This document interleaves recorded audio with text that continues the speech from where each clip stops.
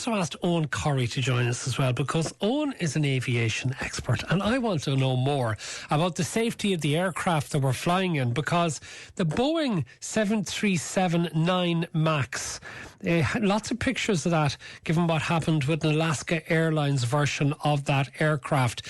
Can you, if I haven't seen it, Eoghan, describe the pictures of the missing door? It's a very, very big hole in the side of your aircraft, Matt. It's as simple as that. What we were dealing with here was what looked like a window for the passengers looking out and looks like a door for anyone looking at the picture of the aircraft looking in. The reason is that it came as part of the feature of the MAX 737-9. It's the next step up from the one that Ryanair is getting delivered in large numbers at the moment, which is the 737-8200. And if you had a certain number, if you wanted to put 20 extra passengers on board for safety regulation, you needed an extra emergency exit. They facilitated that. The model taken by Alaska and indeed by United Airlines, was most of the aircraft in the sky were delivered to those two airlines, didn't require the extra door. So they put a bolt in, put a little, covered it in with a bit of Christmas wrapping paper, and they left something that looks like a window and could be a door had they chosen otherwise. That was all very well, except that when we had depressurized, the aircraft took off 2 days ago and reached about half the height that you would reach for your cruising altitude. The depressurization caused the door to blow out. Not the biggest deal in the world because the incident was recovered magnificently. For the second time in a week, Matt, we've seen an airline crew, you really have to hand it to these guys, coolly, calmly organising everything. Everybody the passengers didn't panic. How did they not panic? Eoghan, if you're on a flight and the emergency exit door blows off, surely you would immediately be in a panic on the flight. I mean, was there anyone sitting beside this? Because can you imagine sitting beside it and suddenly, the door blows off beside you? Matt, you're into this wonderful realm of this wonderful industry that I cover and I love so much, where all the legends have begun. The two seats beside where the door blew off were empty. There's all sorts of stories now about the people that were supposed to be in those two seats. They'd failed to make the flight. You know, the burnt toast theory, that if you burn the toast and it makes you 3 minutes on the road, you miss the car crash that was meant for you. My mother was a great one believer in that, except she was very religious about it. She said every time you were late, God had directed this. But there was nobody sitting beside us. We had a mobile phone which was whipped out of somebody's hand. And if you're to believe social media, and we all know that social media is absolutely true about everything it ever says, it's been picked up on the ground, having fallen 16,000 feet and is intact. There was a shirt removed. But I think when it comes back, we've seen different aviation incidents down the years where people have failed to evacuate an aircraft.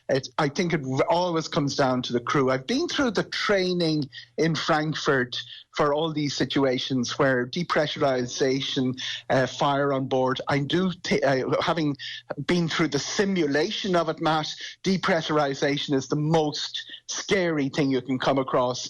All the oxygen masks drop down. You have this forest of oxygen masks. Everybody's supposed to put them on. We've all sat through the safety briefing that nobody listens to.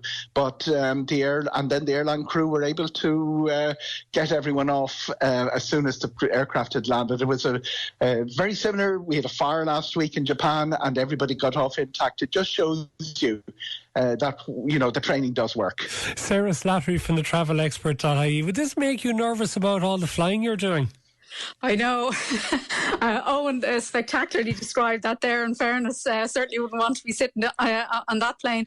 But no, look, I suppose these kind of things, they're so few and far between, Sorry, that is it. They're so rare, isn't it?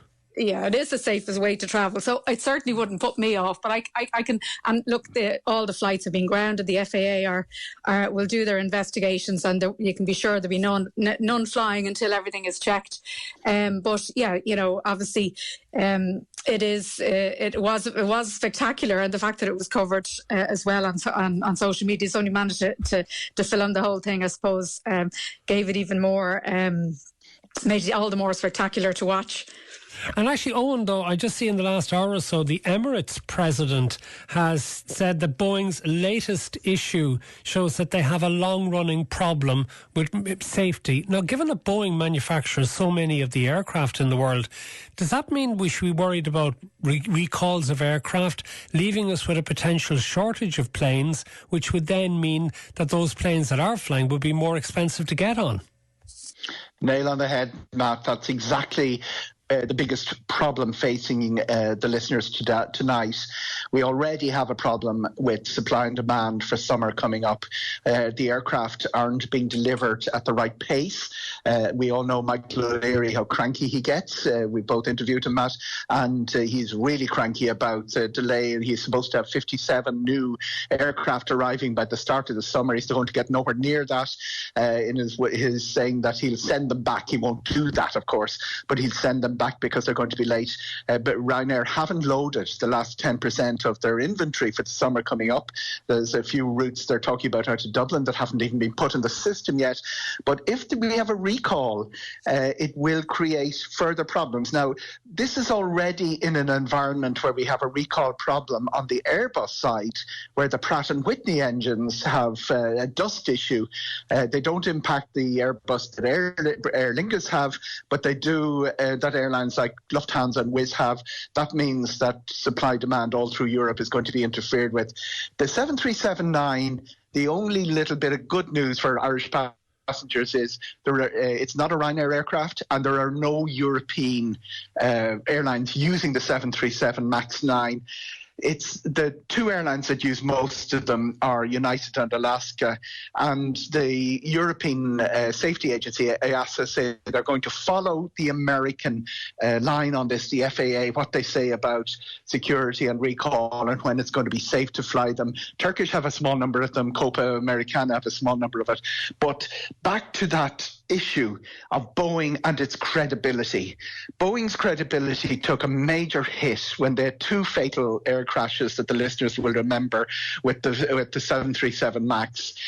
And the allegations then, just to take us through them, were that instead of making another model, they had decided to turn the MAX into a continuation of the 737 line, because they wouldn't need to certify it again. They wouldn't need to go through a big process that would mean that it would, be years going through the certification. That's, if you have a new model, it's quite different from having a new version of the 737. The reason they were accused of doing that was they were being outsold for the first time in Boeing's history by their own. And you're right, there's only two places you go for a new aircraft. It's Boeing in Seattle and Airbus in Toulouse. Airbus were outselling them on the A320 family, and the 737 needed to compete, get in the sky early. Did they take shortcuts? They ended up, it's quite clear, they were almost allowed to self-certify because the American FAA didn't have the expertise to do the certification process. Two of the aircraft crashed. There was all sorts of investigations into it, but it came down to one thing, that the aircraft was programmed to override the pilot's instructions in certain circumstances. That's clearly what happened the two the Ethiopian and the Lion Air crashes.